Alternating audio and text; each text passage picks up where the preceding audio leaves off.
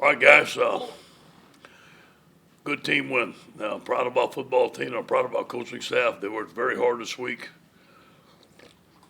We've been working on this air raid ever since last year. We made some improvement, obviously. I wish we could have finished a little bit harder in the third and fourth quarter. We ran out of gas. But give them credit. They made some plays and they fought back. The offense made some plays when they had to. I didn't think that we had the same recurring problems that we did last year as far as the crossing routes and guys wide open. Our plan was to let them throw the ball in front of us, maybe give up some gaps running, but not beat deep. And for the most part, we did that. Not every time. But I thought our guys did well, tackled well in space. Offense made plays when we had to. We still have some protection issues that we have to fix. But overall, good team win for our team. Any questions? Ed, you mentioned just the scheme, that 3-2-6. Where did y'all sort of get the idea, and when did you start implementing that look? We've been thinking about that since the Sunday after our game last year. And really, we watched Arkansas and what Arkansas had done to them. We really studied Arkansas's film a lot. We made a couple adjustments. Give the credit to our coaching staff. Everybody pitched in. Durante did a great job of implementing. Our guys had a great job in believing in it. It was a little different for us because, when you lead the nation in sacks, it's hard to go a three-man rush, but we had to hard to do it. And but we gave up something. We told them as long as they don't beat the ball deep, we wanted to build a fence and make them throw the ball in front of us. And for the most part, it worked. Kind of similar to that theme, the patience that you had to have, just watching the game on TV for the first time, obviously that was different, and a lot of people were very anxious about that. Yeah, we knew they were going to throw the ball short. I was clapping every time they threw the ball short, and I knew that there wasn't going to be enough points, enough yardage to beat us if they kept on throwing the ball short. We were going to tackle the guys, and it'll make it tough sledding for them to score. Obviously, the explosive plays killed us last year, so that's why we went to 8-man drop. But again, give our staff some credit. They worked very hard. But you know what? Give the players some credit, especially our linebackers, our corners, and our DBs. That's a new scheme. We had never played that scheme before, and we practiced it this week, and our guys did a tremendous job of working it. And then, Ed, offensively, you guys obviously create some big explosive plays, but was there anything you think you guys did to kind of create those plays? What do you think of the performance overall? Now, say it again. Whatever you said, what we did to make those plays?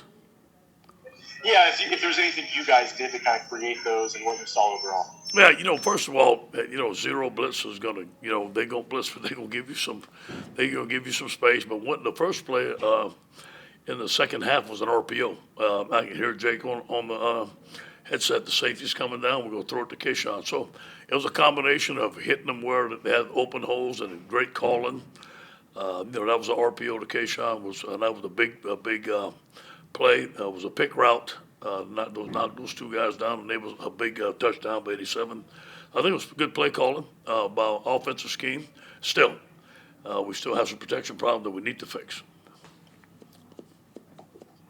Coach, just to ask you this question about the Mississippi State offense. So you had no respect for I won't say respect. You didn't think they would check you on the field at all in this game. You expected all short throws. Yes, say that again. We didn't worry about the short throws. We wanted them to throw the short throws. It was those dig routes behind our fence. It was the crossing routes that gave us some problem last year. It was guys wide open. We thought that if they threw the ball in front of us, we win and we can tackle the ball. We knew we couldn't get impatient. Now, at first, they started running the ball, and we had to make some adjustments. We're in a pass rush mode with our ends. We had to make an adjustment to stop the run. I think we stopped the run, but it hurt our pass rush. But you can't do both in a three-man rush. You got to stop the run and rush the passer. But I thought our coaches did a good job of adjusting throughout the game. Wish we could have finished strong.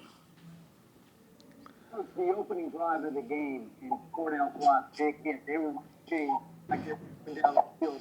Talk about that play and the interception he made first. Yeah, well, obviously, I think, Jock, I don't think they expected us to be in a three-man front. I think that we gave them a little bit different stuff. I don't know. I don't know what they practiced, but we had never shown it.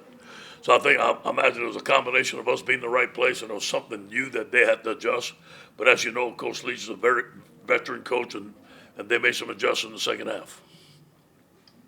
Hey, Coach. You mentioned the tackling, but particularly out of the secondary, with you guys obviously losing Derek and then bringing, Jay Ward and Dwight McLaughlin back this week. Just how impressed were you with the tackling of the secondary and executing this game plan? Yeah, we had a meeting this morning about 6:30 with the coaching staff. Corey Raymond was steaming. I never seen him like that, man. He was still pissed from last year. He says, Coach, we fixed to play well today. He was very motivational today. He taught his guys well. I think we worked well on tackling all week. But we had some good athletes in there.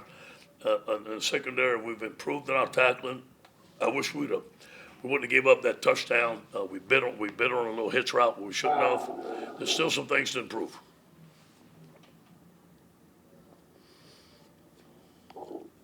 Just Josh Sibley from Louisiana Ground Football. Speaking of tackling, Damon Clark led the team in tackles for the fourth straight game. What do you have to say about his production, his role this season? Yeah. One of the things that Damon and I are very close, our recruiting, great parents. We talked about what he has to improve on. And one of the things we had to improve on was open field tackling. The other thing he had to improve on was using his hands. The other thing he wanted to improve on was pass coverage. And Damon's an excellent young man. He's a hard worker. And obviously, he looks like an NFL linebacker out there. Now he's playing like one. And I want him to have all the success he can. He stayed in state. He came to LSU. He's a great young man. He's a great student. I hope he has all the success he can.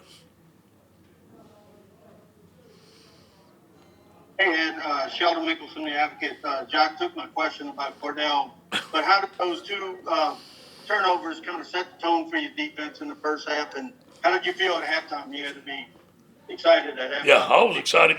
We say, Sheldon, big plays fuel emotion. And, we had to take the crowd out of the game. And we were going to take the football. We were going to take the football and give the ball to the offense, go down there and score. But they decided to take the ball, so they beat us to the punch. But us having those turnovers kind of took the crowd out of the game a little bit, gave our guys some confidence. I felt good going into halftime, but I knew it was going to be a 60-minute game. I knew those guys would adjust to what we were doing, and they came back. Good coaching staff, got some good players. I wish we would have finished better. Thanks. Hey, Jeff Nowak, WWO Radio. One stat that really stood out to me, total plays, Mississippi State had 88 to 54. Yeah. Y'all had 3 touchdowns of over 40 yards in the second half. Right. Is that kind of the big play ability with these dynamic wide receivers? Is that the vision you're looking for in this offense? Yeah. That kind of just dynamic attack? Well, hey, we're gonna take the big plays the way we can get them, but knowing that we were gonna make them throw the ball in front of us and not give them big plays, we knew they were gonna have long drives as long as they didn't score. And our defense did get tired. We need to rotate a little bit better. 80-something plays are probably the most plays we played this year or close to it. And we need to get used to that if we're going to play that type of defense against the spread offense.